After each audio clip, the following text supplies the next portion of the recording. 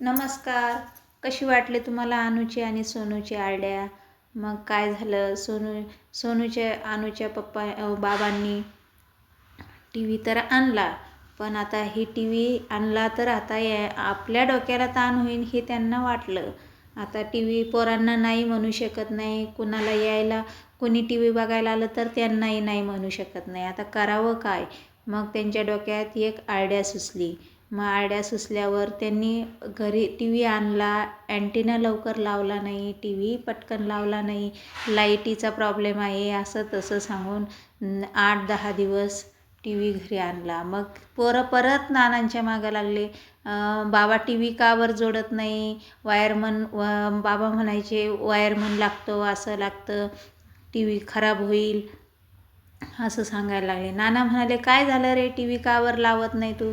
तर मग नाही नाना, ते टी व्ही वायर असं आहे तसं आहे असं सांगून 8-10 दिवस. मग बाबांच्या डोक्यात एकच विचार की आता टी व्ही लावल्यावर म्हणजे आपल्या डोक्याला ताण होईल. मग बाबांनी काय केलं, आयडिया त्यांच्या डोक्यात काय चालू होती त्यांनाच माहिती.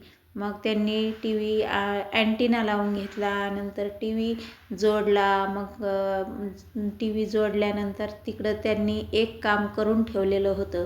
ते काम त्यांच्या मनात होतं, घरच्यांना कोणाला काही सांगितलं नव्हतं. मग त्यांचं राशन दुकान असल्यामुळं, किराणा दुकान असल्यामुळं नानांनी पण समजून घेतलं की याच्यामागं खूप कामं असतात आणि मग ते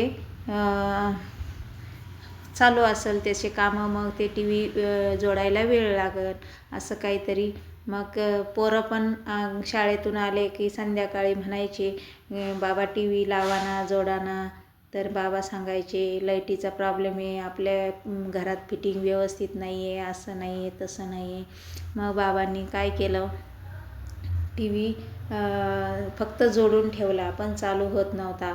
आणि मग काय केलं त्यांनी, खूप साऱ्या तिकडं शेंगा खरेदी केल्या भुईमुगाच्या, आणि त्या शेंगा खरेदी करून ठेवल्या खूप साऱ्या. आणि मग त्या एक दिवस ट्रॅक्टरमध्ये खूप साऱ्या शेंगाची थप्पी लावली घरामध्ये.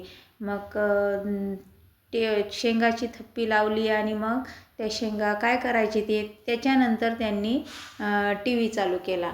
टी व्ही चालू केला. आता हे काय डोक्यात असन हे अनुच्या आणि सोनूच्या बाबांच्या की टी व्ही शेंगा आणल्या, ह्या आता कशा फोडायच्या काय फोडायच्या. टेन्शन आलं सोनूच्या आणि अनुच्या आईला, कारण एवढ्या शेंगा कधी फोडायच्या, काय डोकं चालतं काय माहिती, असं डोक्यात चालायचं त्या आईच्या सोनूच्या. आणि मग काय करायचे ते की टी व्ही, मग त्यांना माहिती होतं टी व्ही चालू केला की आपल्याकडं खूप सारे माणसं पण येतील, पोरं पण येतील, पोरी पण येतील, आणि मग आपल्याला तर जेवायला पण सावड राहणार नाही.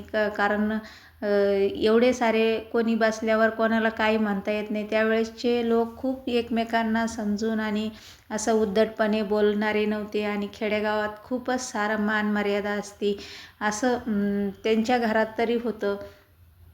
मग काय करायचं ते, अनुचे आणि सोनूचे बाबा टी व्ही बघायला आले की त्यांच्या पुढं शेंगाचा गंज टाकून द्यायचे. मग ते शेंगा फोडायला लावायचे नाही म्हणजे ते आपोआप शेंगा पण फोडायचे आणि टी व्ही पण बघायचे. अशी आयडिया वापरल्यावर मग ते सोनूच्या आणि अनुच्या आईला वाटलं हां याच्यासाठी शेंगा खरेदी केल्या का, आणि मग ते शेंगदाणे दुकानात विकायचे. अशी त्यांनी आयडिया वापरून त्यांच्या डोक्याला टी व्हीचा ताण अजिबात राहिला नाही. आणि सोनूला आणि अनुला पण एक ताकीद देऊन टाकली, टी व्ही जास्त बघायची नाही, बघायची असेल तर शेंगा फोडायच्या, शेंगदाणे आपल्या दुकानात विकायला टाकून द्यायचे असं त्यांना सांगून ठेवलं. आणि रिकाम्या वेळात शेंगा फोडायच्या, जास्त टी व्ही बघायची नाही, अभ्यास वेळोवेळी करायचा. व्हिडिओ आवडला असले तर एक कमेंट नक्की